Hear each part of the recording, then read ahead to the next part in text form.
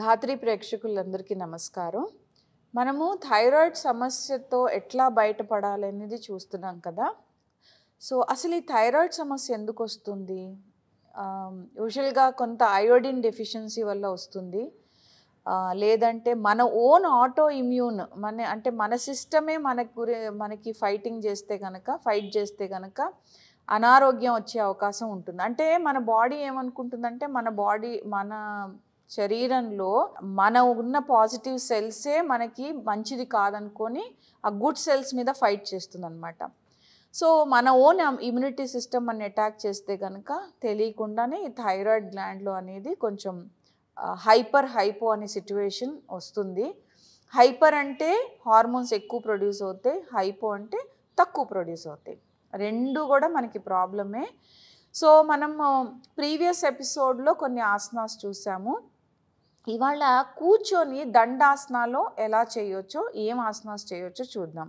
మొదటిగా మనం చేయగలిగిన ఆసనం జాను శీర్షాసనం. దానికి దండాసనాలు కూర్చొని ఎడంకాలు ఫోల్డ్ చేసి మీ పాదము కుడి థైకి ఆనించుకోండి.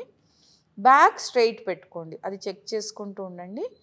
ఇన్హేల్ చేస్తూ రెండు చేతులు పైకి ఎత్తండి.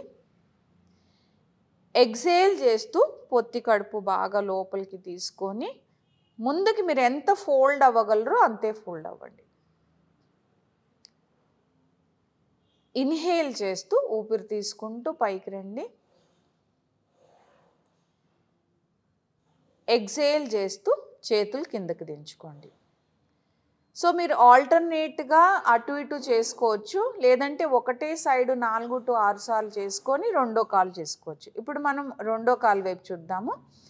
మళ్ళీ దండాసనాలకు వచ్చి కుడి కాలు బెండ్ చేసుకోండి, బ్యాక్ స్ట్రైట్ పెట్టుకోండి.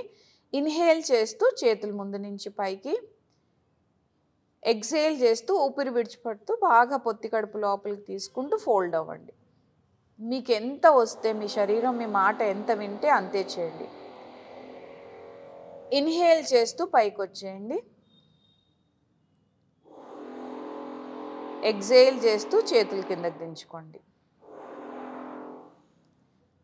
ఇప్పుడు రెండు వైపులు చేసుకున్న తర్వాత కాళ్ళు స్ట్రెచ్ చేసుకొని దండాసనాలోకి రండి.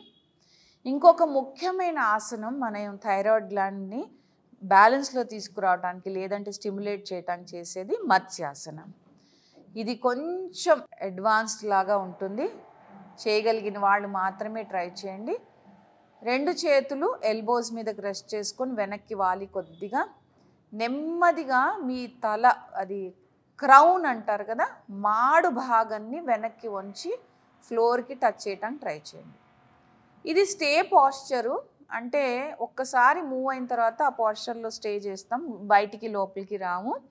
మీరు 5 seconds 5 breaths ఎంతసేపు ఉండగలరో అంతసేపు ఉండి నెమ్మదిగా ఫస్ట్ హెడ్ రిలీజ్ చేసి అలాగే కింద పడుకోండి,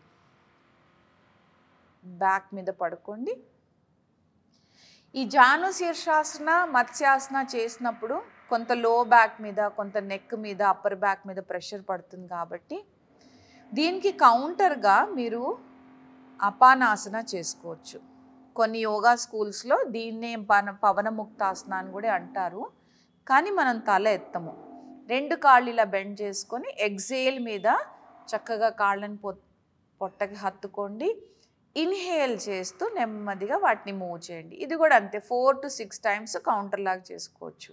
ఎక్సేల్ చేస్తూ కాళ్ళని పొట్టకి హత్తుకోండి, ఇన్హేల్ చేస్తూ ఓపెన్ చేయండి.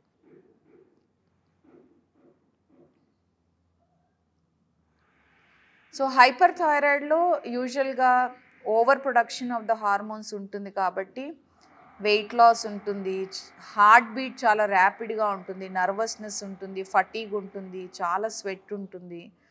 హైపోలోనేమో వెయిట్ గెయిన్ ఉంటుంది, ఆకలి ఎక్కువ అవ్వచ్చు, ఆకలి తక్కువ అవ్వచ్చు, సెన్సిటివ్ స్కిన్ ఉంటుంది, హెయిర్ ఫాల్ అనేది రెండు కండిషన్స్లో కూడా ఉంటుంది. సో మత్స్యాసన లాంటి ఆసనాలు చేసినప్పుడు మీకు హెడ్లోకి బ్లడ్ సర్క్యులేట్ అయ్యి ఆ హెయిర్ ఫాల్ సమస్య అనేది కొంచెం తగ్గే అవకాశం ఉంది.